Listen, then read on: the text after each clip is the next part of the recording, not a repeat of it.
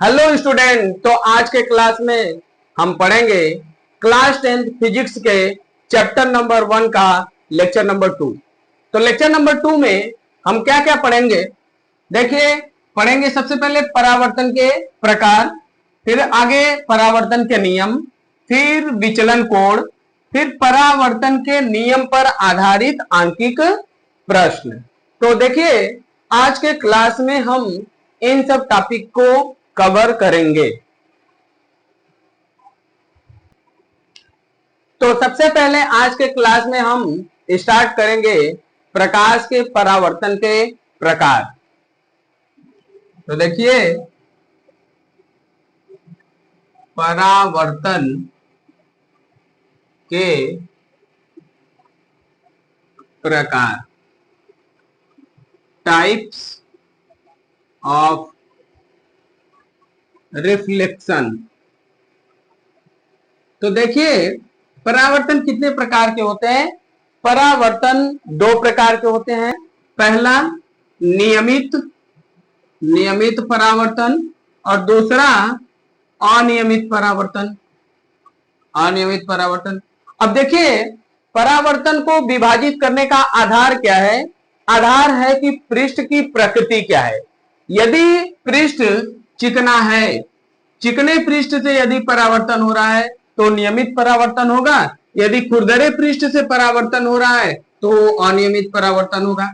अर्थात पृष्ठ की प्रकृति के आधार पर परावर्तन को दो भागों में बांटा गया है, नियमित परावर्तन और अनियमित परावर्तन। अब देखिए नियमित परावर्तन क्या होता है।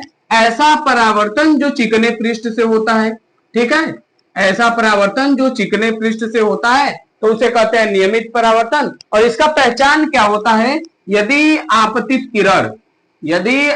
किरण एक दूसरे के समांतर होगा तो परावर्तित किरण भी क्या हो जाएगा, एक दूसरे के समांतर। तो इसका पहचान है। तो नियमित परावर्तन क्या होता है, ऐसा परावर्तन जो चिकने पृष्ठ से होता है, ठीक है, तो उसे नियमित परावर्तन कहते हैं। और इसका पहचान क्या होता है, आपतित किरण अगर समांतर होगा तो परावर्तित किरण भी क्या होता है, समांतर होता है। और दूसरा है अनियमित परावर्तन। तो अनियमित परावर्तन जो होता है वो खुरदरे पृष्ठ से होता है। किस पृष्ठ से, खुरदरे पृष्ठ से होता है। और इसका पहचान क्या होता है, आपतित किरण तो समांतर होता है परंतु परावर्तित किरण समांतर नहीं होता है, ठीक है। तो देखिए परावर्तन दो प्रकार के होते हैं। किस आधार पे, पृष्ठ की प्रकृति के आधार पे। यदि पृष्ठ चिकना है तो नियमित परावर्तन होगा, यदि पृष्ठ खुरदरा है तो अनियमित परावर्तन होगा। पहचान क्या है, यदि आपतित किरण समांतर है तो परावर्तित किरण भी क्या होगा, समांतर। किसके लिए, नियमित परावर्तन के लिए। और अनियमित परावर्तन के लिए क्या है, यदि आपतित किरण समांतर है परंतु परावर्तित किरण समांतर नहीं है तो क्या होगा, अनियमित परावर्तन।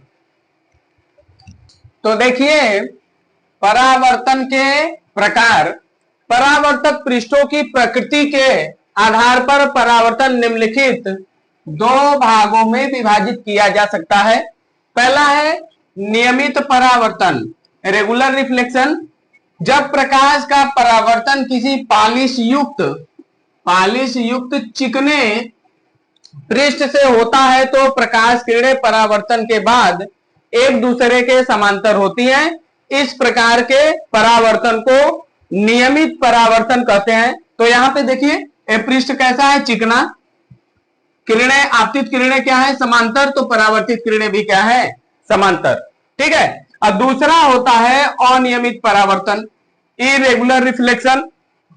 जब प्रकाश का परावर्तन किसी खुरदरे पृष्ठ से होता है तो प्रकाश किरणें परावर्तन के पश्चात विभिन्न दिशाओं में फैल जाती हैं। इस प्रकार के परावर्तन को अनियमित परावर्तन कहते हैं। तो यहाँ पे देखिए पृष्ठ कैसा है, खुरदरा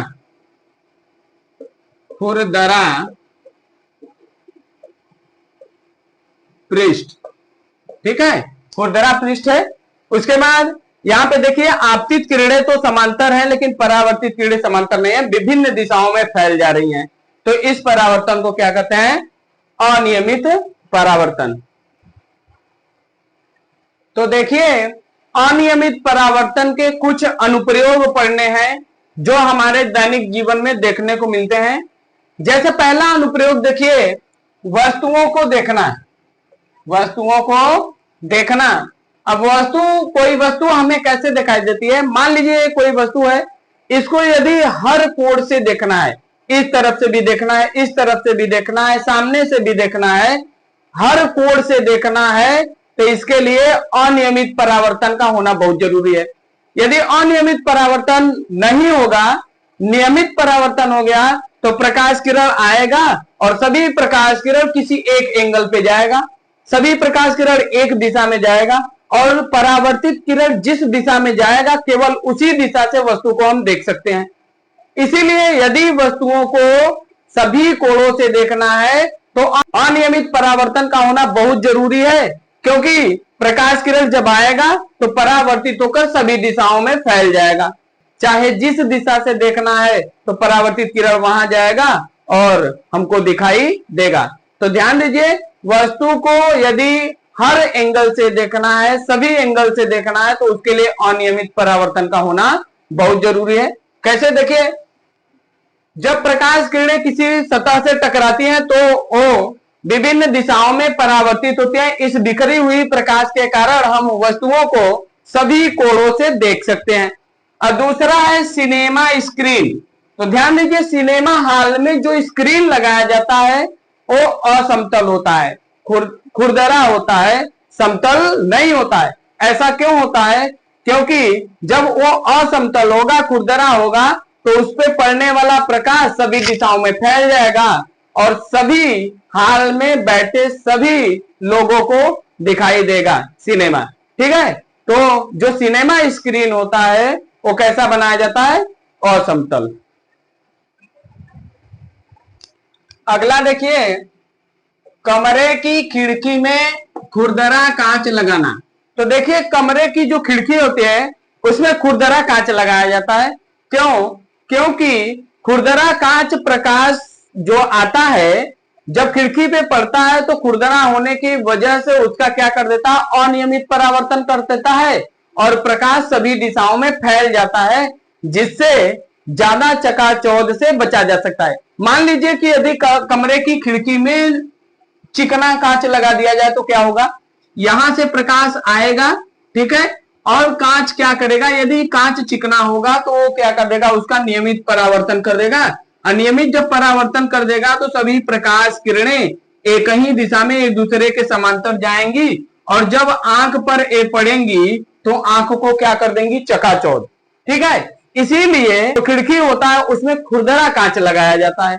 और खुरदरा कांच जब लगाओगे तो अनियमित परावर्तन हो जाएगा और सभी दिशाओं में फैल जाएगा प्रकाश और आंख पे पड़ने वाली प्रकाश की मात्रा कम हो जाएगी, जिससे व्यक्ति चकाचौंध होने से बच जाएगा।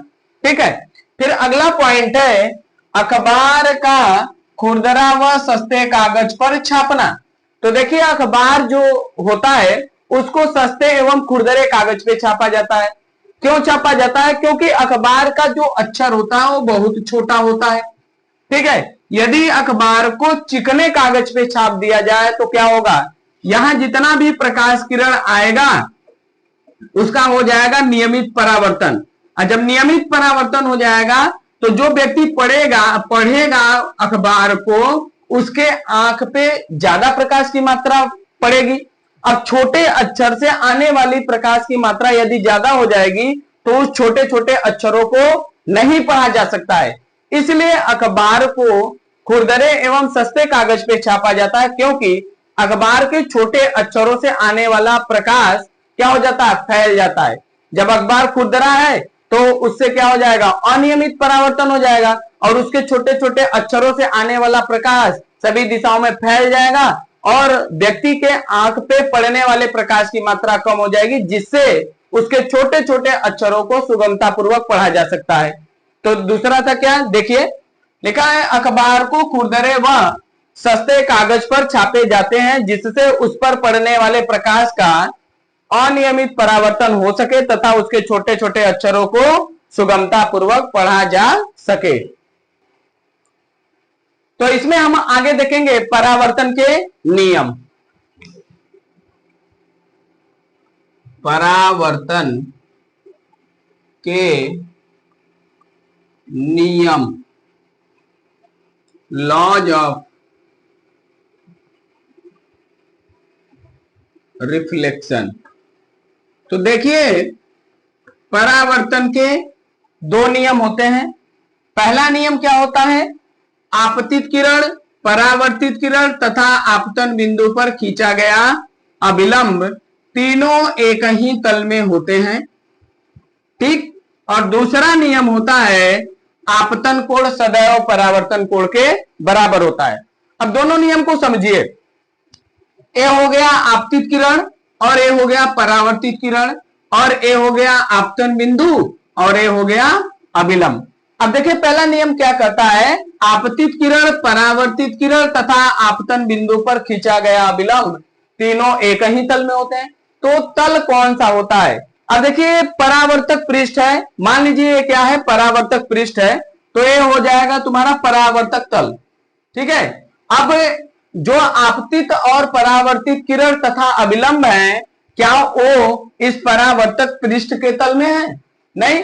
अब ए वाला तल है, देखिए इस तल में होंगे, आपतित किरण, परावर्तित किरण तथा अभिलंब इस तल में होंगे, परावर्तक पृष्ठ के तल में नहीं होते हैं, ध्यान दीजिएगा, ठीक है। अगर हम यहां पे बात करें तो ए हो जाएगा परावर्तक पृष्ठ का तल और ए हो गया बोर्ड का तल।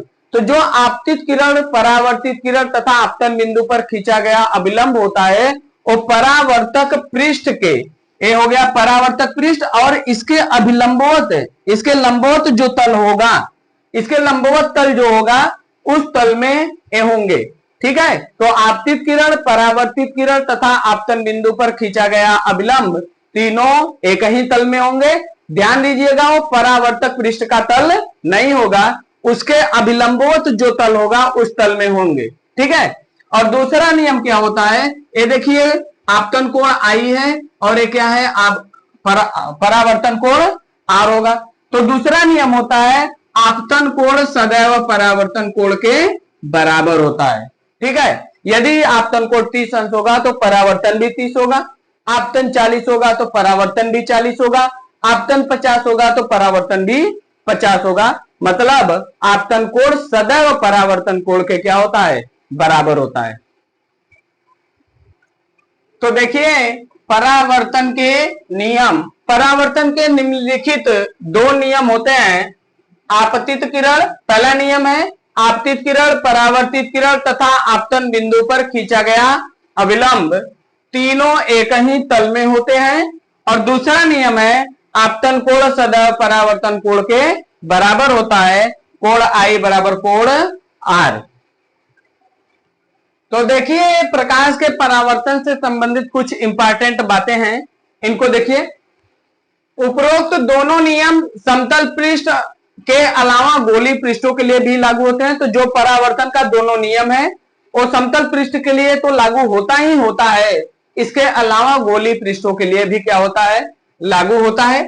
और इसमें कुछ विशेष कंडीशन है, दो तो विशेष स्थिति है, ठीक है। इसमें पहला है अभिलंबवत आपतन। यदि ध्यान दीजिए, जब आपतित किरण किसी समतल पृष्ठ पर अभिलंबवत आपतित होती है तो उसी मार्ग पर वापस लौट जाती है। तो देखिए इसमें क्या हुआ है, जो आपतित किरण है एकदम 90 अंश पे पृष्ठ पे आपतित हुआ है, एकदम अभिलंबवत आपतित हुआ है, तो परावर्तित किरण भी उसी रास्ते पे क्या हो जाएगा, वापस चला जाएगा। यहां कोण आई 0 डिग्री होगा तो कोण आर भी क्या हो जाएगा, 0 डिग्री, ठीक है। और दूसरा है पृष्ठ सर्पी आपतन, ग्रेजिंग इंसिडेंस। इसमें क्या होता है, जब आपतित किरण किसी समतल पृष्ठ पर 0 अंश कोण बनाते हुए आपतित होती है तो सीधी निकल जाती है। अब देखिए पृष्ठ हो गया, इस पृष्ठ से 0 अंश कोण बनाते हुए जा रही है तो ये क्या हो जाएगी, सीधी निकल जाएगी। ये है इंसिडेंट रे और ये है क्या, रिफ्लेक्टेड रे। यहां पे कोण आई कितना होगा, 90 अंश, तो कोण आर भी क्या हो जाएगा, 90 अंश। ये दो तो विशेष स्थिति थी। अब हम इसमें आगे पढ़ेंगे विचलन कोण। तो देखिए विचलन कोण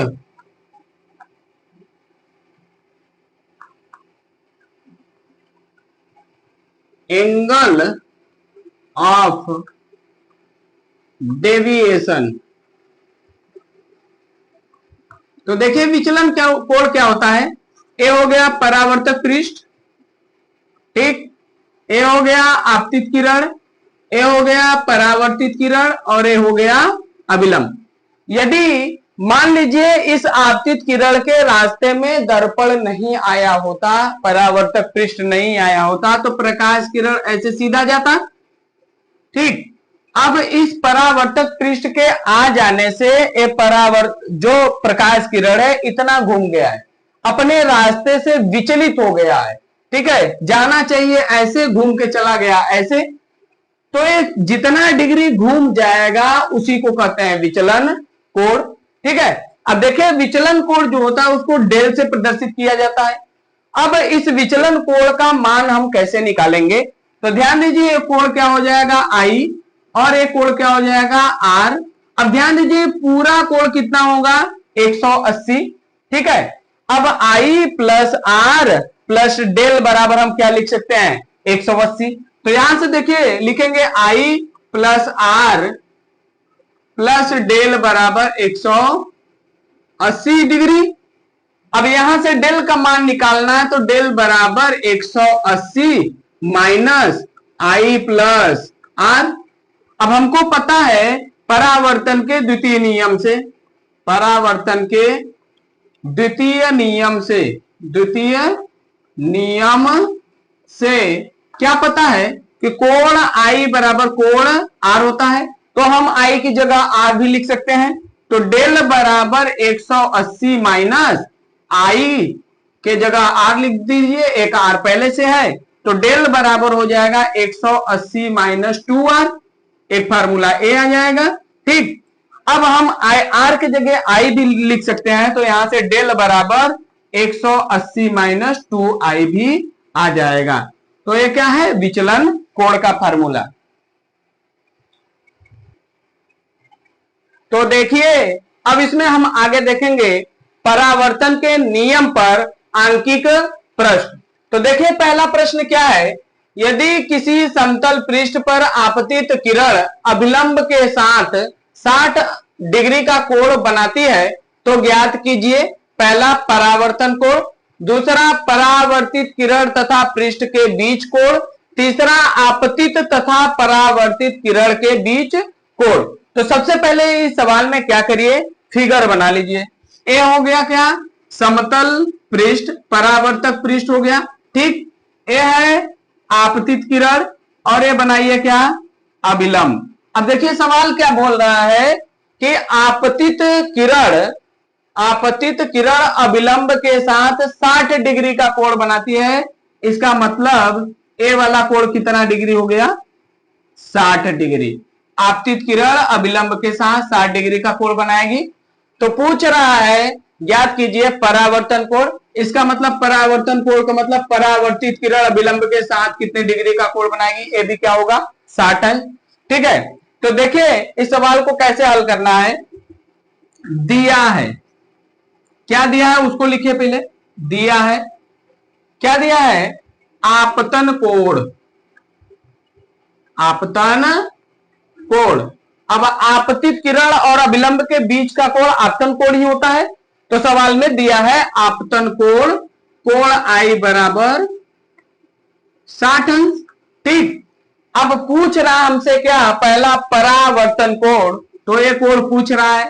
तो लिखिए पहला सवाल परावर्तन के द्वितीय नियम से, परावर्तन के द्वितीय नियम से, द्वितीय नियम क्या होता है कोण I बराबर कोण R। तो देखिए कोण I कितना दिया है 60 अंश, तो कोण R कितना भी हो जाएगा 60 डिग्री हो जाएगा, पहला सवाल।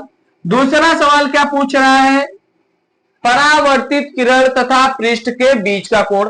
तो देखिए परावर्तित किरण ये है और एक पृष्ठ है, इसके बीच का कोण यही पूछ रहा है। तो ये बात हमको पता है अभिलंब और पृष्ठ के बीच का कोण 90 अंश होता है। तो ए क्या हो गया R प्लस ए वाला कोण, इसको मान लीजिए थीटा, ठीक है। तो r प्लस थीटा बराबर कितना हो जाएगा 90 अंश।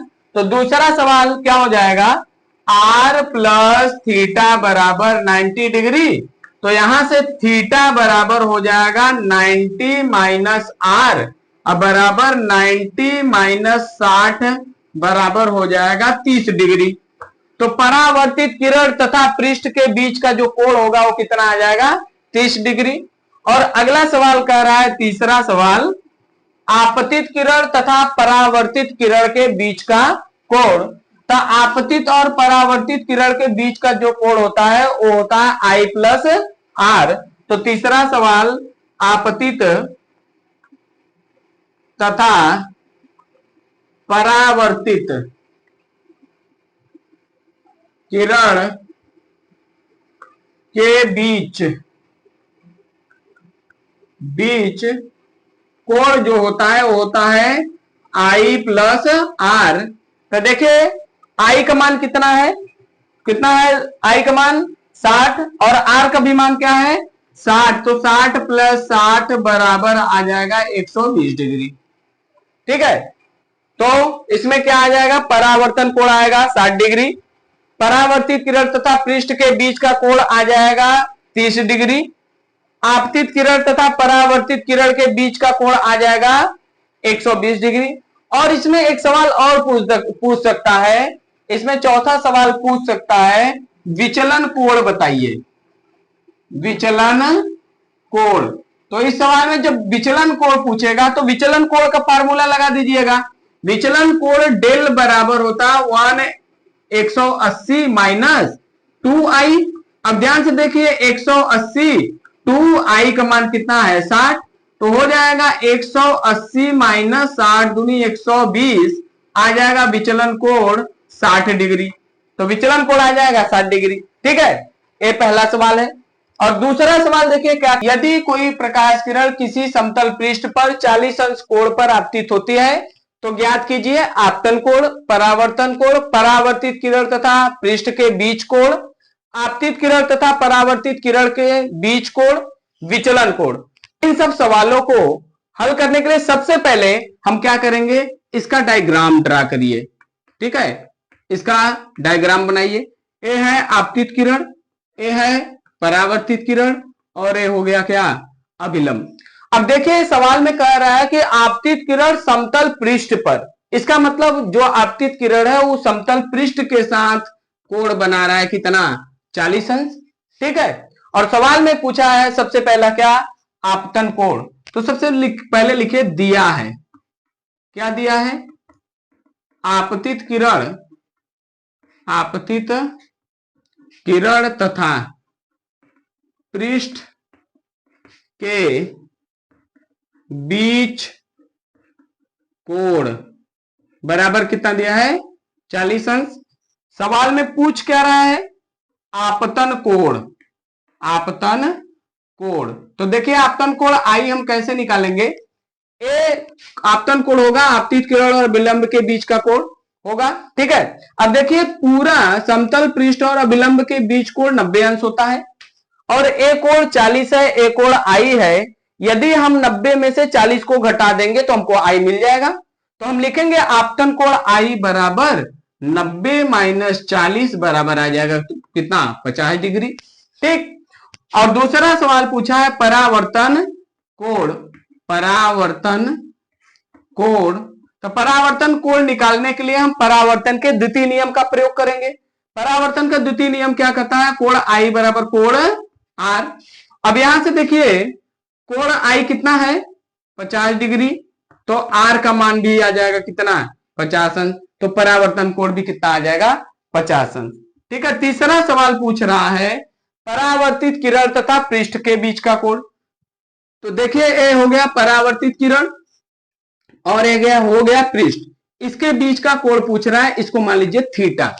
ठीक है, अब पृष्ठ और अभिलंब के बीच कोण 90 अंश होता है।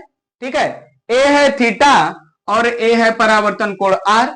यदि हम आर और थीटा को जोड़ दे तो 90 के बराबर हो जाएगा। तो यहां से लिखिए थीटा प्लस आर बराबर 90 डिग्री। अब थीटा आर का मान कितना निकाल चुके हैं हम 50 अंश बराबर 90। यहां से हल करिए तो थीटा बराबर आ जाएगा 90 माइनस 50 बराबर 40 डिग्री। इसका मतलब परावर्तित किरण और पृष्ठ के बीच कोण कितना होगा? 40 अंश। ठीक है, उसके बाद चौथा सवाल पूछा है आपतित किरण तथा परावर्तित किरण के बीच का कोण। तो लिखिए आपतित तथा परावर्तित किरण के बीच कोण। अब देखिए आपतित और परावर्तित किरण के बीच क्या कोण है? कोण होता है I प्लस आर। ये है आपतित किरण, ये है परावर्तित किरण, इसके बीच अगर कोण निकालना है तो I प्लस हम आर कर देंगे। तो यहां से लिखिए I प्लस आर। I का मान कितना है? 50, आर का भी मान कितना है? 50, आ जाएगा 100 डिग्री। तो आपतित और परावर्तित किरण के बीच कोण कितना आ जाएगा? 100 डिग्री आ जाएगा।